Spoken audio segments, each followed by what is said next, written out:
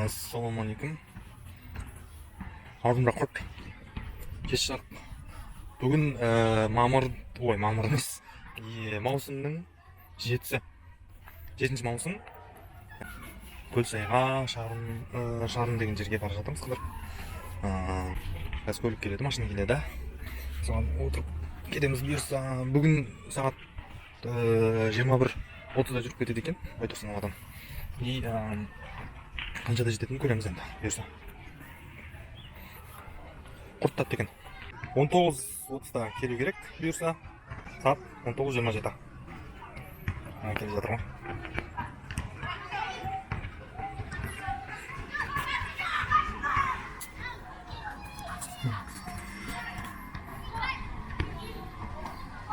Алло. Мен жолға шығамыз енді бұйырса.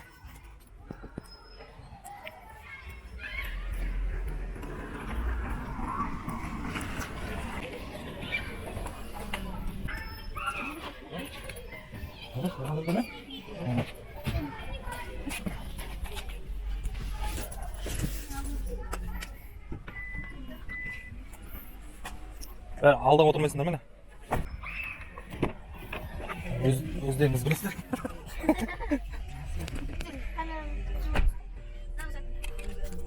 Сен қазір.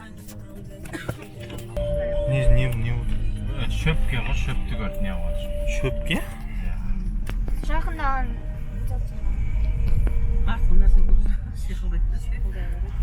жақын заттан бәріне кескен, кеп қалған.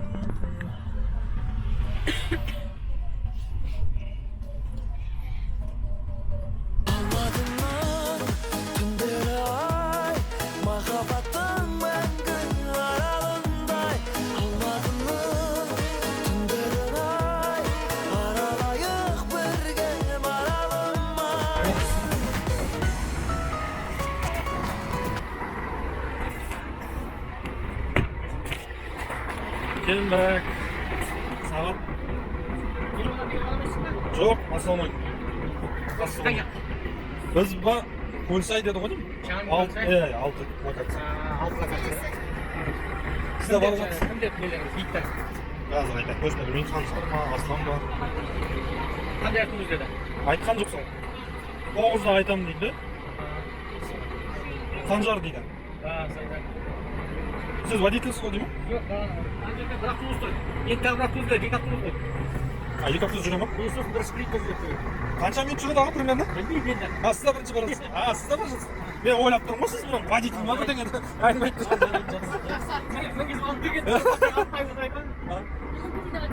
Все, жарайды. Мына жерде орын бар дейді, отырайық та мына жерде. Сағат примерно қанша болды? 8:38. Келдік, айтқан жерінде мен қараңғы болып тұрғанша көрінбей тұр ма? Мынандай автобустарда отырады екен. Бұл емес шығар. Осы ма? Көреміз енді. Не болса да көреміз. Сұрайықта бірінші. А вещи ты куда понесла? Санжар деген ба? Осы ма? Осы екен жүріңдір. Не деген? Қойш. Заттарды қайда қоямыз? Багаж ашасың ба? Давай только все необходимое. Санжар деген ба? Ал, бісміллә. Рахманекем. Газ. Машинадан өшірмейтін шығар. Иіс шығады деп. Ойбай. Не істеп жатсыңдар? Все здесь. У вас 5 человек, правильно?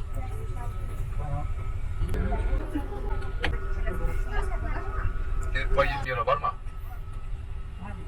Арт жақасынан ба? Келмеген адамдар бар екен, күтіп отырмыз. Бісміллә жүрдік. Сағат қанша болды примерно? 21:25.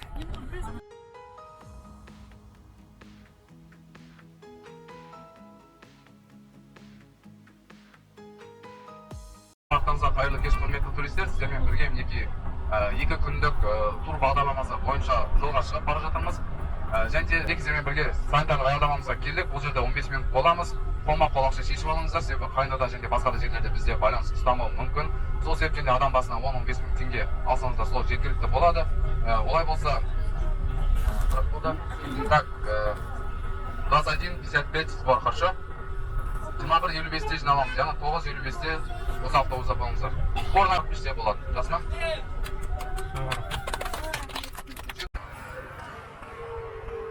Все, да? В основном, guys, please put your hands up for English. English? Окей.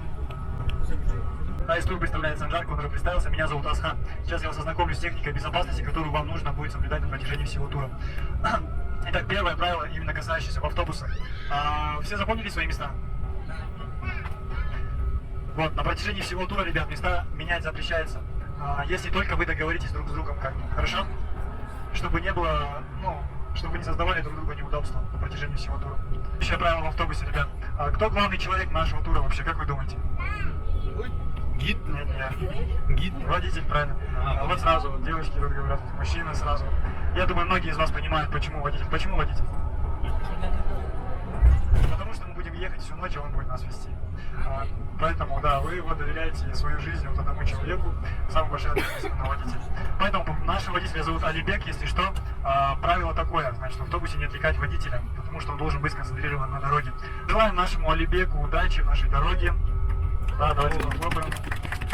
Потому что дорога она непростая. На самом деле, когда мы будем обратно возвращаться, вы увидите, насколько она серпантильна, спуски, подъемы. Дорога очень сложная, не каждый с ней новичок даже справляется сразу. Сейчас я пущу бланк с ручкой. Пожалуйста, напишите свою фамилию, инициалы и подпись, что вы ознакомлены с техникой безопасности. Допустим, Байтурсынов там БА и подпись ставите. Номер телефона не обязательно писать.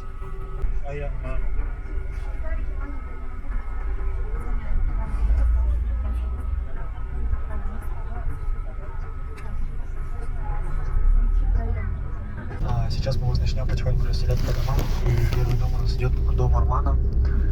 The first house is Arman house. В нем останутся Кинджибаев Аслан, Гульжайна, Простем, Аякос. Хотя бы енді жетінші үйіміз болып жүр. Ой.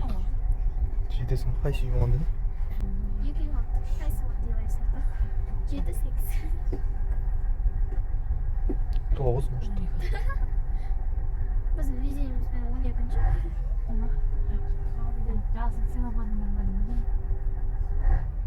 Кстати, телефон өткен туған күнмен. Çay yesek. Iya. 2 saat ötesine geçmesi.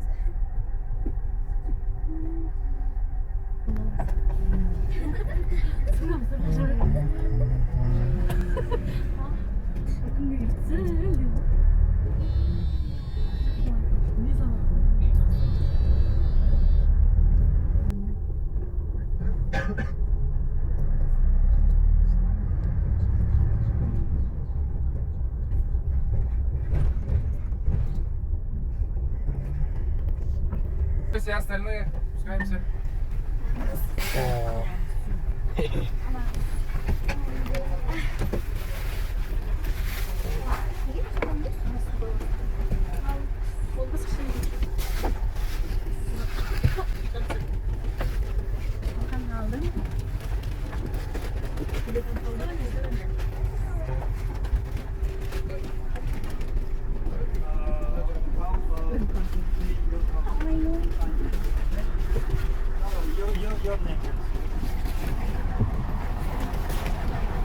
Заттарымызды аламыз.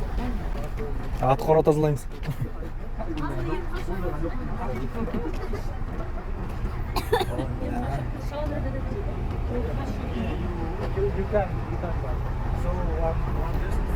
Я спикер.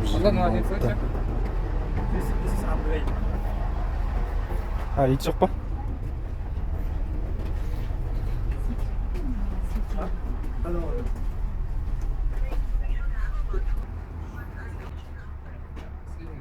Yeah, the toilet outside.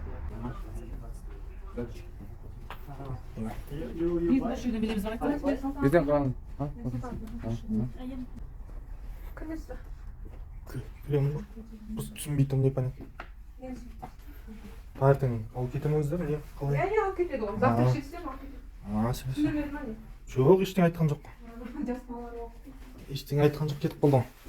Тамақ қиыс адам? Иә, осылай. Екі орындық па? Екі орын айгерде бір тұрмыз. Уже заняли. Лазер. Все уже заняли. Куда заняли?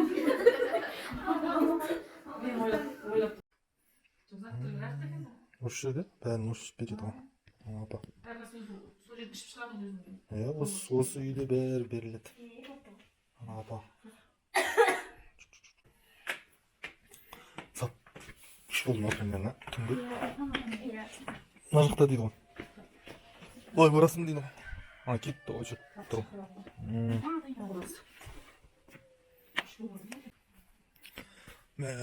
Üstümüz 63. Енді ұйықтап отырық.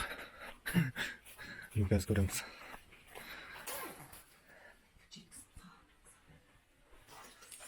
Деген мен білеміз.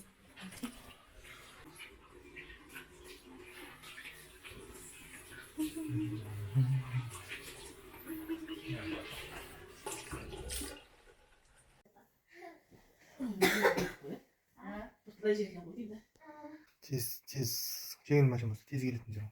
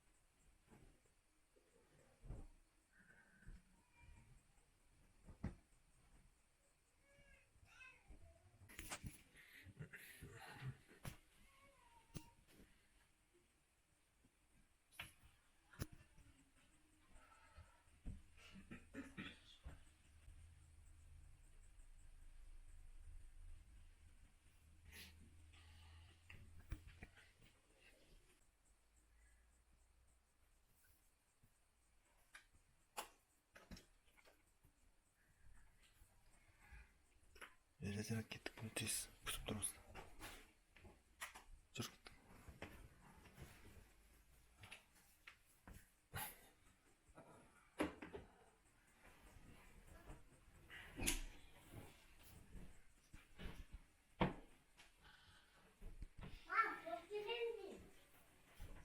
Бөпелерге. Бөпелер.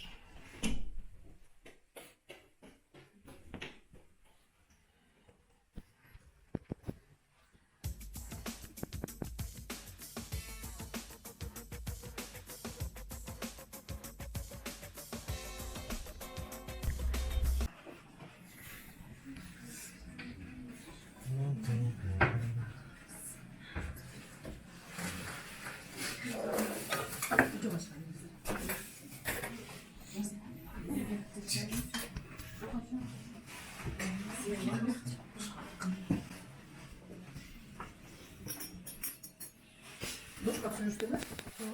Кешке де ма баняға болады екен. Түсінді. Осы жерде ма? Иә. Болды ма? Бірақ бүгін кешке не деді ғой? Өздері Жоқ, от жағып деді ма? Кәсіуге барамыз дейін. Содан кейін ба? Қалай? Одан бұрын екіншісін керек өзіміз. Жылдың ғой істейсің? Ой, жаурамыз. Бәрмеңізді чай бар, Тамақтан алдық, тамақ жеп алдық. 8 шадан болды. Мына жақтың талға шығып көрген да. Қалай екен? Бұл жақта енді мал бағат, мал ұстайтын сияқты көбісі.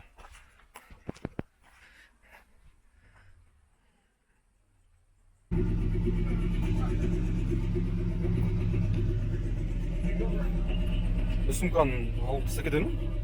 순간 됐을 것 같으면 뭐가 나오죠?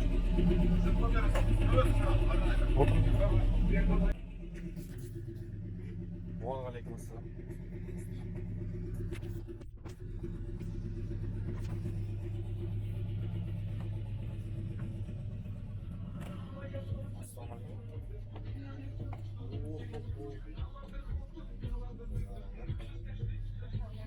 Atma oturma. Можно, да? Доброе утро. Я им.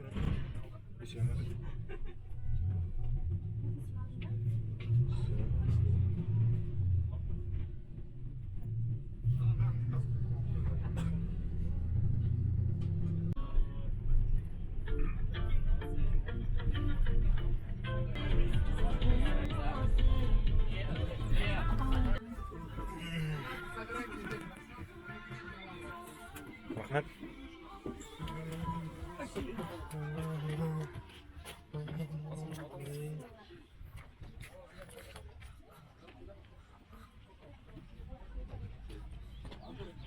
Андай вазиктерге жүріп келеді екенсіңдер. Ағаштардан.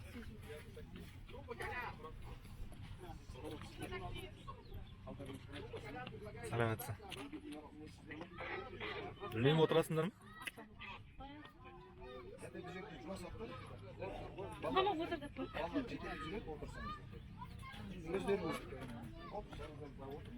Ha?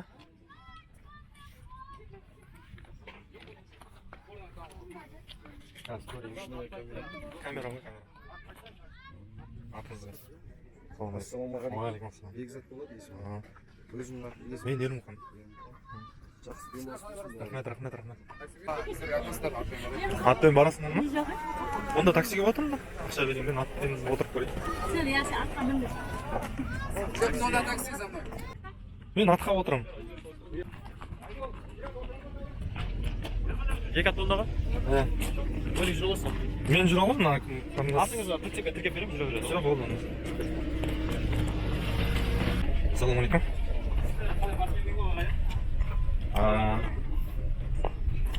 Обратно келеміз да, получается? Все, жолды кім бір көрсете ма?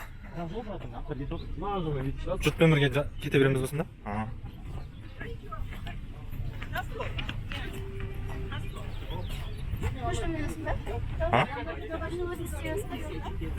Байқама.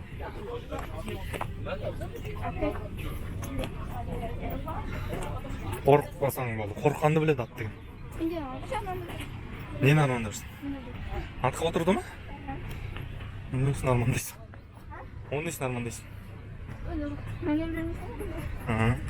Ат ұстайдымыз.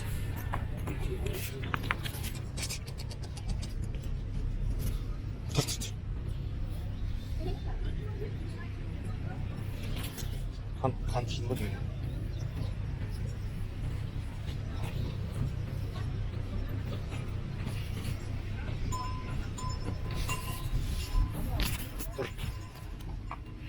Ыр.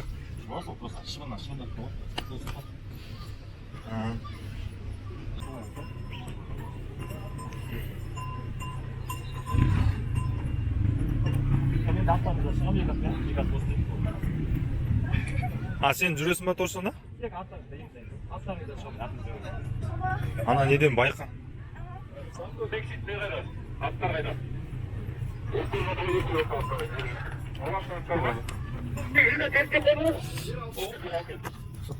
Бақыт жатам.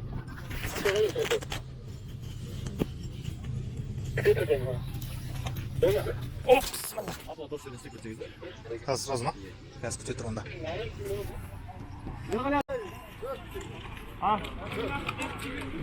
Бос қойды. Кішкен бос қойды. Енді босатам. Рульді ма? Сенде қапылаттар қалай? Мал ма?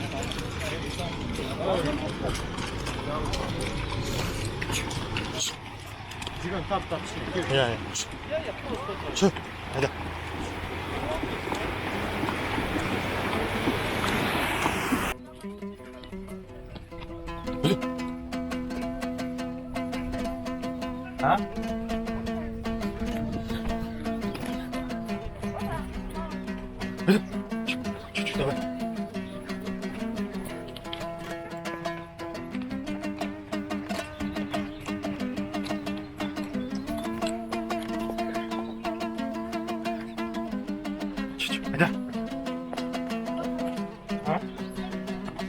Бармайсың ба?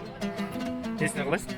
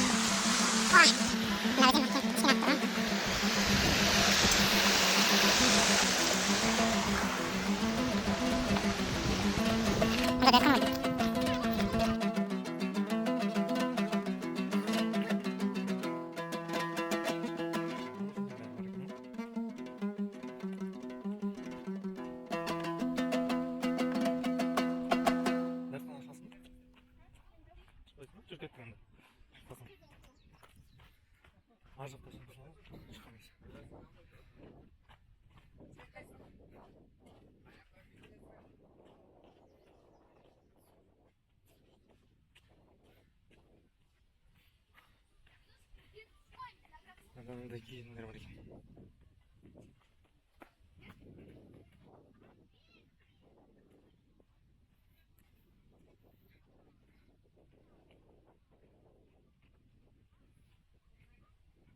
Аналар тиктокқа не түсіріп жатыр? Суретке түсіреді екен да? Амалар қайда екен?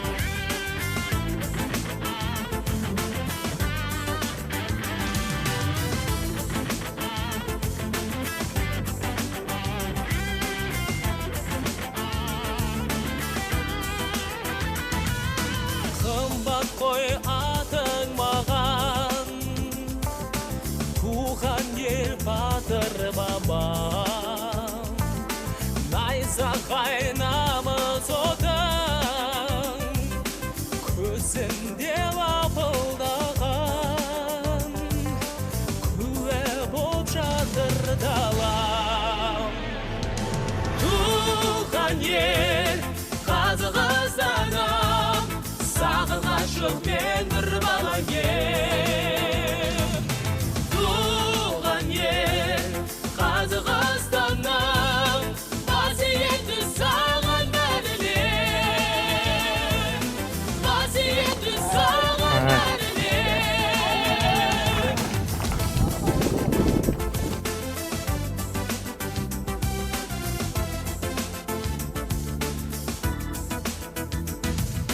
Жайнаған ала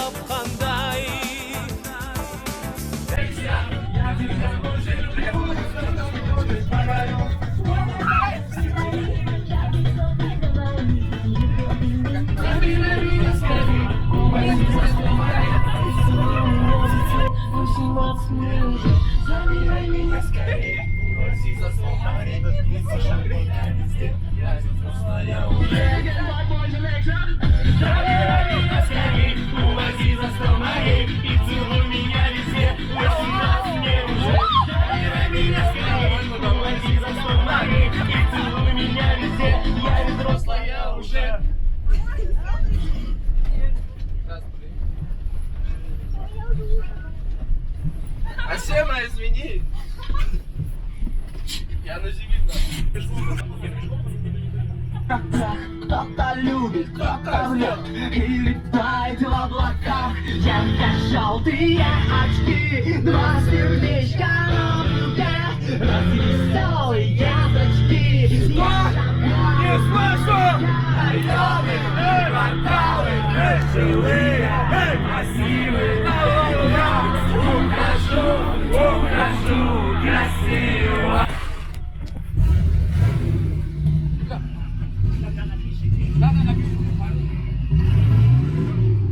영화 가라오케 오늘 А? 가라오케 오늘 나왔을 때 Не дейді жаңағы мен естіген жоқпын вообще бірдеңе дейді. осы жерге келіп алып кетіп Қазір сағат 13:08. Мамамызды жеп алдық. 2-ге дейін демалып жатамыз. 2-де шығып кетеміз. Сағат қанша болды примерно?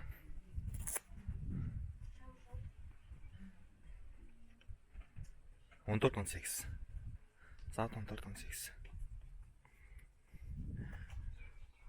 Жоқ, ақшамызды қазір бұйырса. 14:18 жоқ, ақшамызды бұйырса.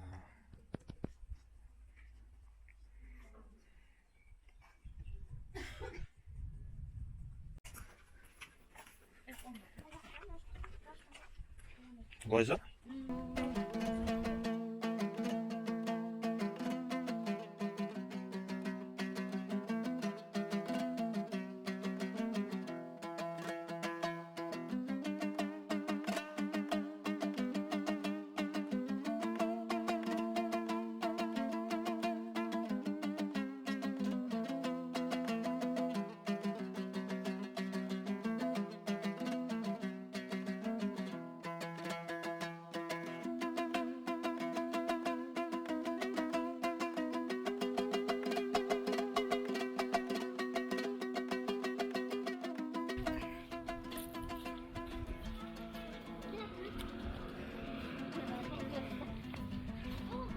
Өтініш есікті жауып жүріңіздер дейді.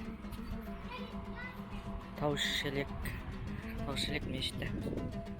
Таушелек мешіті дейді. Күшті екен.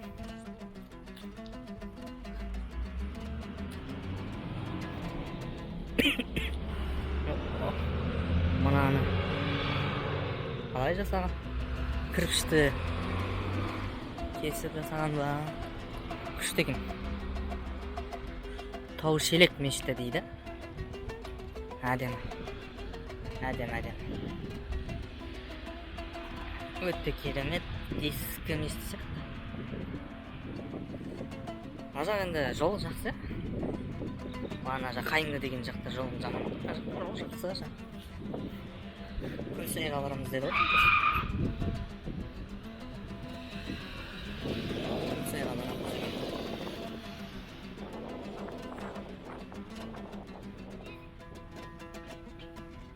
Мешіт сыртан әдем салған. Шағын болса да әдем салған мешіт екен. Шағын болса да әдем салған мешіт екен. Жоғарысын көріңіздер.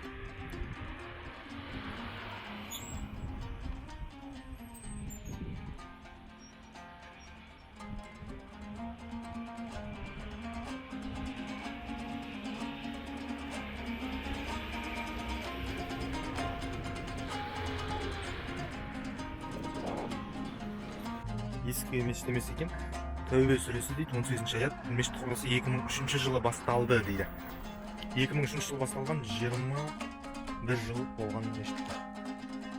Демеушісі Қызыл Бөрік Болсынбек Исбайұлы тұрғын, немересі мешіттің ашылуы 2005 жылы 11 тамыз құрылысын жүргізген ынтымақ акционерлік қоғамы дейді.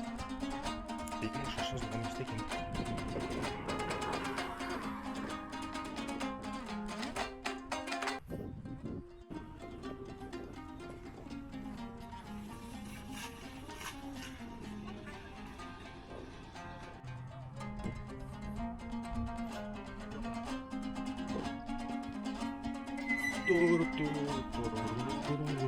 Солға.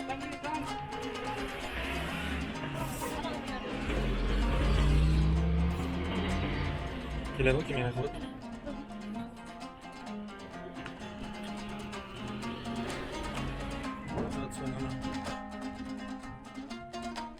Москва.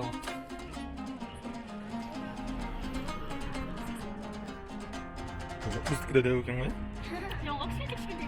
Мам, кішкентай сияқты көрінді. Өзіне бір кеткен. Бізге жамандайсың. А? Өзіне бір кеткен.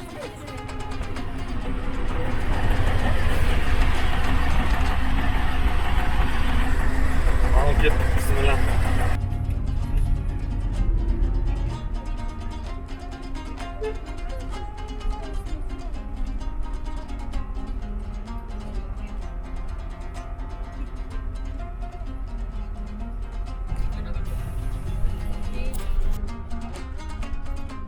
Кого нет, ребят?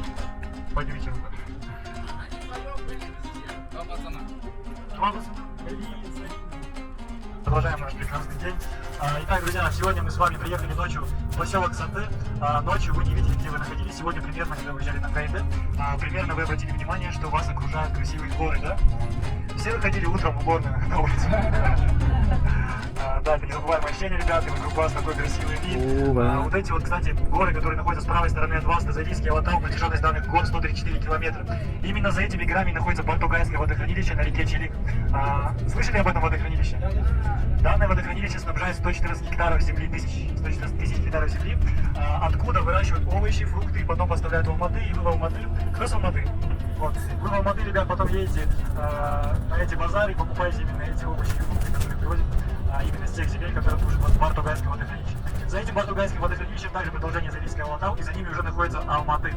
Именно данные горы мы с вами всю ночь объезжали на протяжении 4,5 часов, то есть мы делали большой круг, и по сути мы просто объезжали с вами Зарийский Алатау. Река, которая протекает вот эта вот такая необычная, красивая, она считается одной из самых больших рек Казахстана. Это река Челик. В нее также втекает река Хайнда, где вы сегодня были, река Саты, которая протекает по самому поселку, и также река Кульсай втекает в данную реку. И также на данной реке Челик расположено Бартугайское водохранилище. Благодаря этой реке создали искусственное водохранилище. С левой стороны от вас горы Кынгей-Алатау, но про них особо вам ничего не могу сказать, просто для интереса, как они называются, Кынгей-Алатау, будете знать. В поселке Саты имеется, ребят, школа, имеется мечеть, дом культуры, одна амбулаторная больница. Чтобы вы понимали, поселок Саты очень развит, и говорят, что его сейчас даже внесли в список Forbes. Как вы думаете, почему? Из-за природы? Туризм? Да, все верно, друзья, потому что туризм здесь только вот-вот развивается, и вот эти все дома, которые вы видели, они по сути являются гостевыми, и в каждом из этих домов имеются УАЗики. Как вы думаете, для чего? Да, чтобы вас возить, да?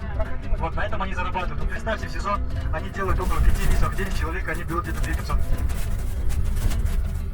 Примерно как в голове сложилось, да? Вот только на таксовке они вот так неплохо зарабатывают. В основном женщины встречают гостей у себя дома, обслуживают, как вы обратили внимание, у кого мужчина дома обслуживал? Не было такого. Только встречали ночью, да, с мужчиной. Вот у женщин вот такая вот тяжелая работа. Они вас с утра до вечера обслуживают, кормят, готовят вам. Сейчас, пока вы едете, они вам готовят ужин. Ночью, пока мы едем, они вам завтрак готовят. Пока мы на КМБ, они вам обед готовят. Как вам обед? Как вам завтрак? Сейчас есть голодные люди? Это хорошо, ребят, здорово, что вы сейчас не голодные, потому что вам понадобится силы немного походить на Кульсае, чтобы у вас была энергия для того, чтобы у вас было настроение, делать красивые видео, фотографии и плодотворно проводить там время. Итак, немного про озеро Хайнда. Ох, не успел рассказать. Ладно, сейчас пост проедем.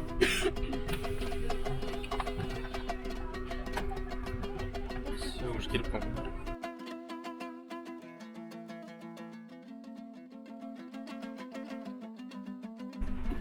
О.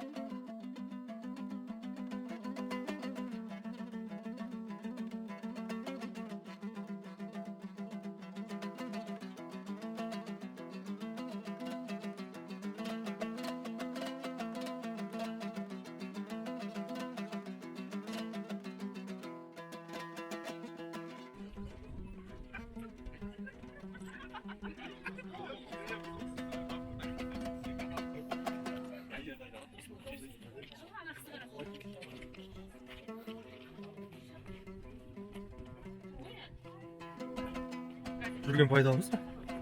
Ананы қарашы.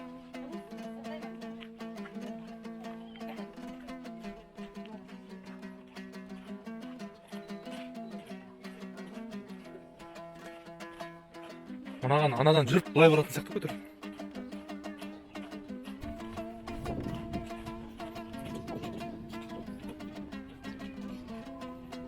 Аты шоу дейді. Аттар мына жерде келсін.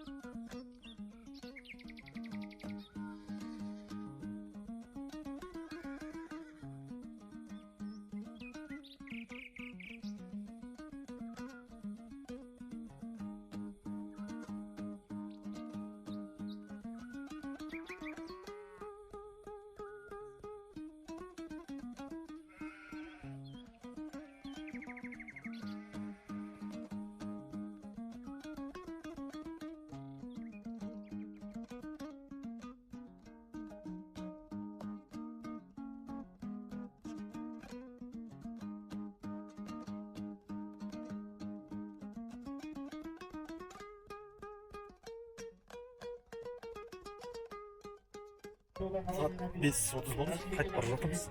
Автобусымызды іздейміз қазір.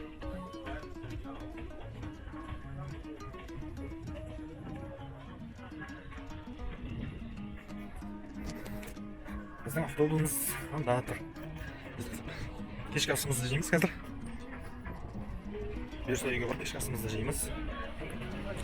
Кешкі асымыздан кейін 9:30-да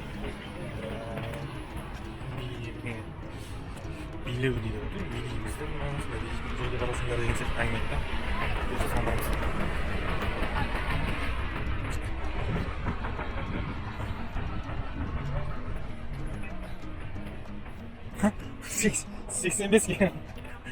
Seksen beş kelgan Olmotdan.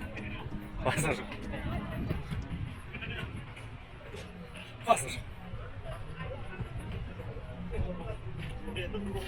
Шолов спутник.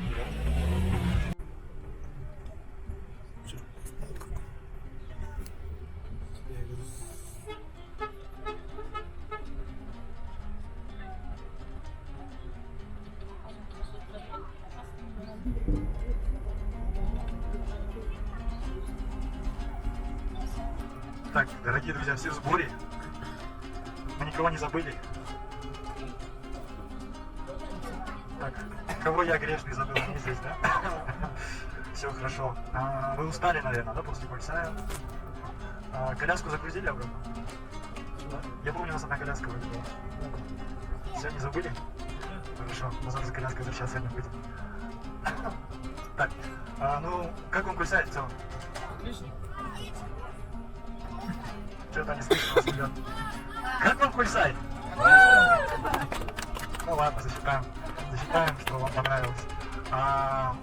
Вам говорили, что здесь не одно Кульсайское озеро. Вы где-то слышали, наверное, да?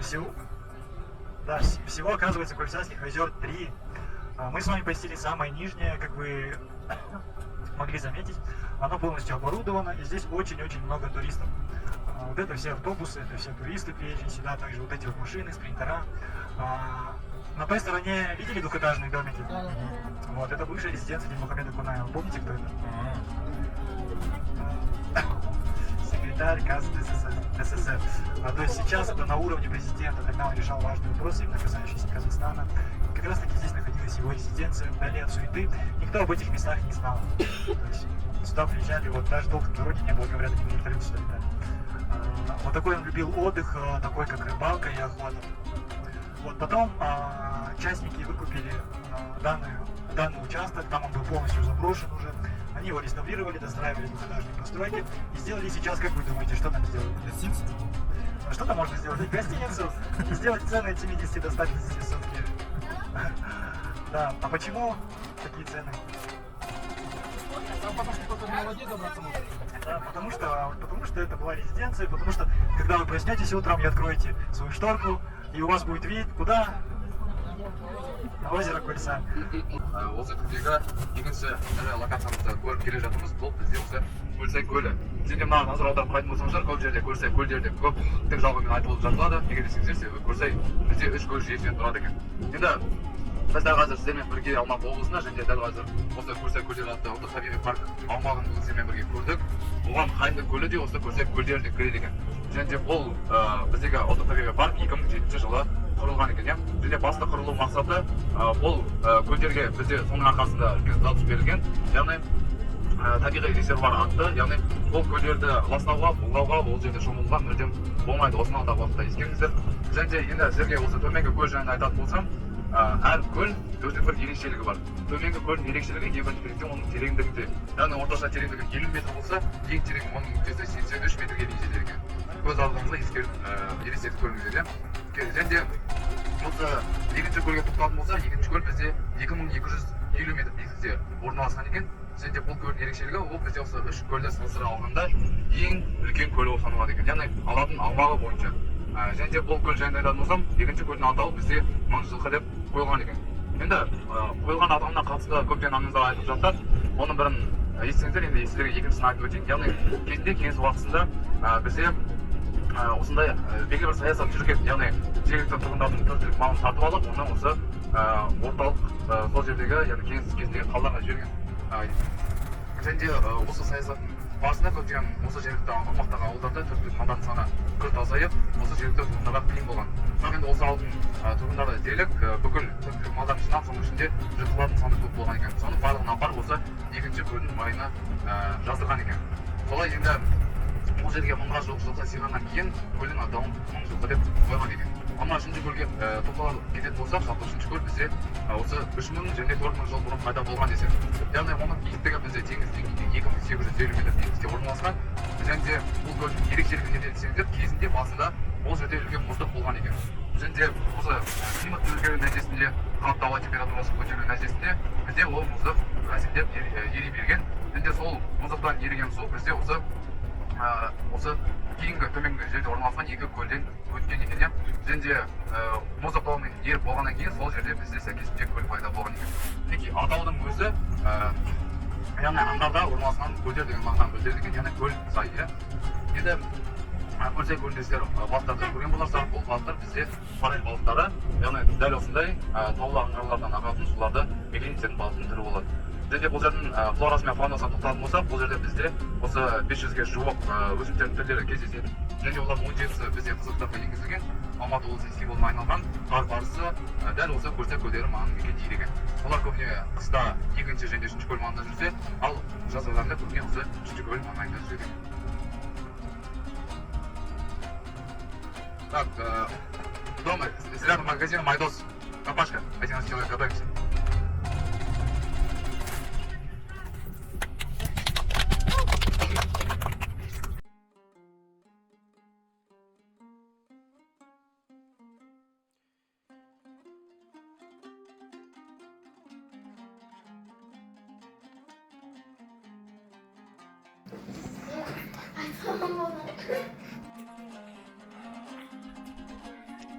Saat qancha?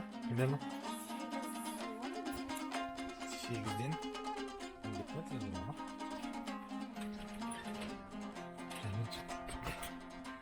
Yursa borib ko'ramiz endi. O'tchani aydi qara. Janodan turgan ekan.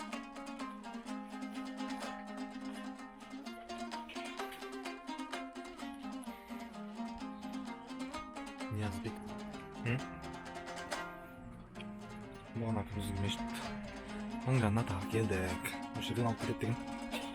Yursa.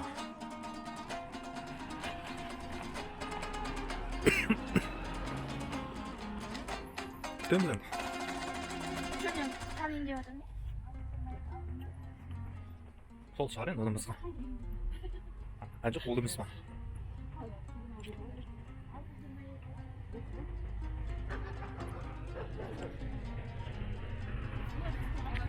Kolumuz var. Yine kahve tahtası yama yakıgen. Ablom. Gel de. Gel. Bana kameranın sonunda kaçacak almış. Ben bunu.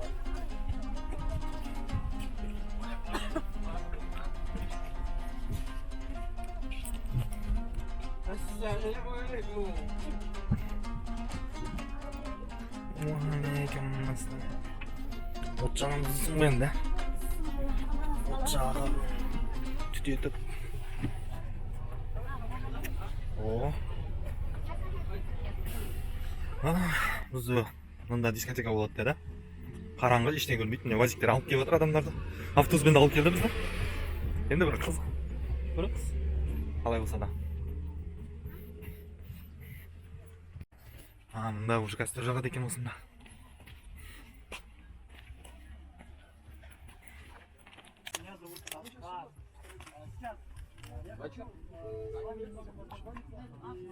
Я думаю, вы тоже хотели немного узнать, кто здесь и откуда присутствует. Здесь не только люди с Казахстана, здесь не только люди с России, здесь также есть люди с Европы, с Индии. Здесь. Поэтому сейчас я хочу с вами сыграть такую игру на знакомство. Я хочу, чтобы вы все встали и соединили круг.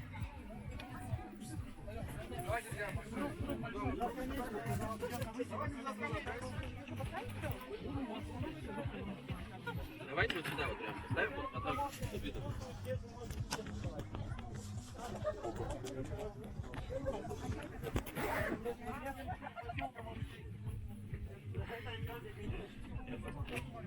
Так, друзья, мне нужно, чтобы все стояли на месте в кругу. И чтобы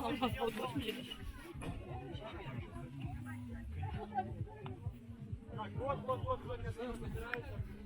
Давайте, круг. Затем.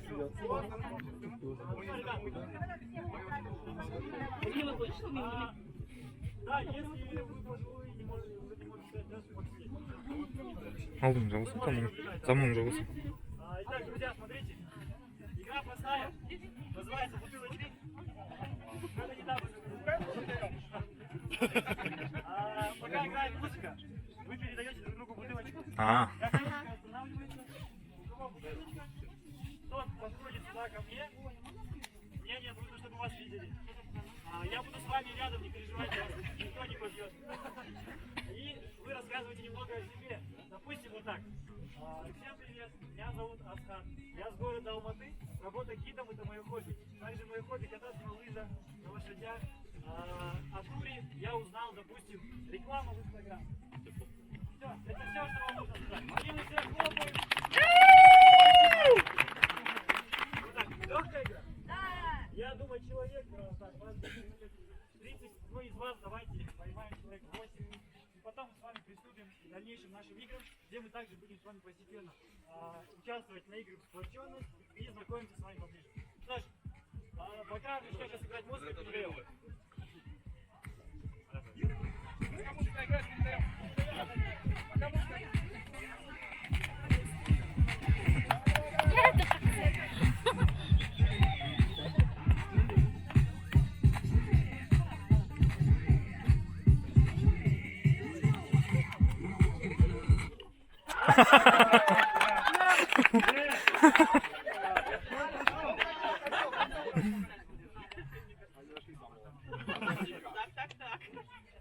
Я Николай, мне 21, я с Алматы, продаю людей бананы. Шучу, не бананы.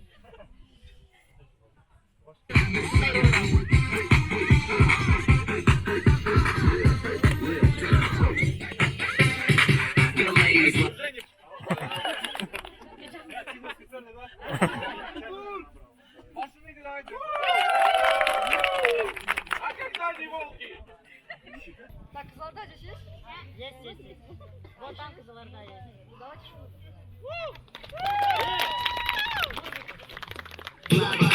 When we were shot, they need an excuse to suck our guts. We can get drunk. How about you? Bottoms up. Let's go out to shot.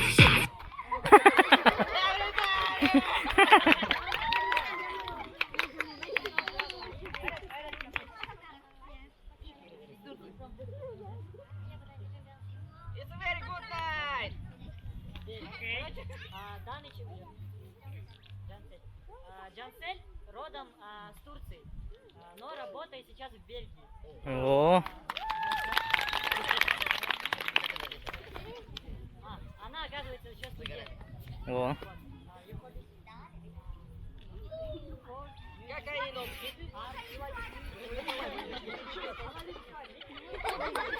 Кто не любит бать, таких нет. I see you look in my way, and you can feel it when it just for me, baby. I see you look in my way, and you can feel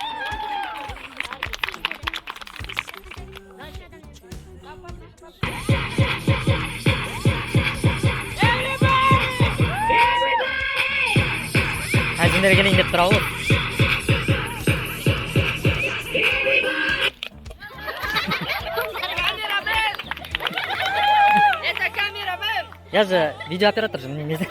Наоборот, вам нужно представиться. Ваше хобби, наверное, снимать как раз. Да, как раз. Давайте ваше имя сперва. Менің атым Ермухан. Ермухан? Да. Ермухан. Откуда? Алматы облысы. Алматы облысы, а город? Алматы. Алматы. Так, Ермухан с города Алматы. Хобби, как вы поняли, снимать. Он вот делает контент. Я думаю, потом вы сможете нам ссылкой поделиться, да? Без. И мы все сможем посмотреть вашу работу. А еще хобби.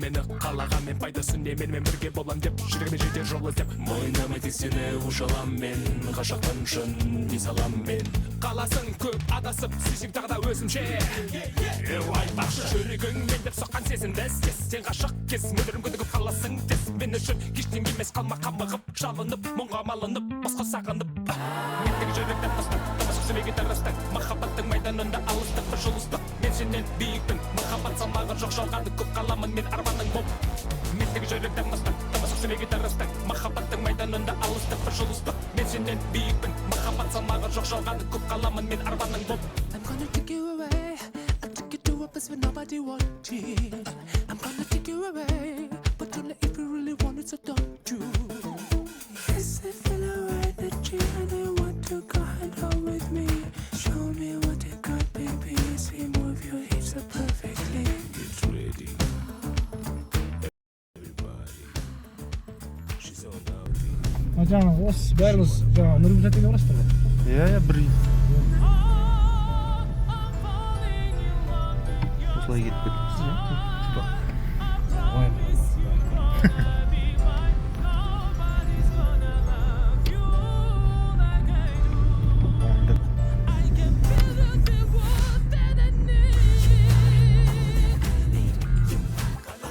Saat 22:15 biz qaytib ketdik. 23:00 gidiyor oturadi ekan. Xudoga ketdi. Hoppa, odamlarni kimdir bor. İşleri var. Burada bir halde. Geleceğim bak. Gerçekten. Ketin kalkın diye. Ketin kalkın açmayı kapatmadı. Çekeceğim daha. Şaranga. Şaranga geldi. Tamamda. Sata olmam. İyi gün tünel atrımıza.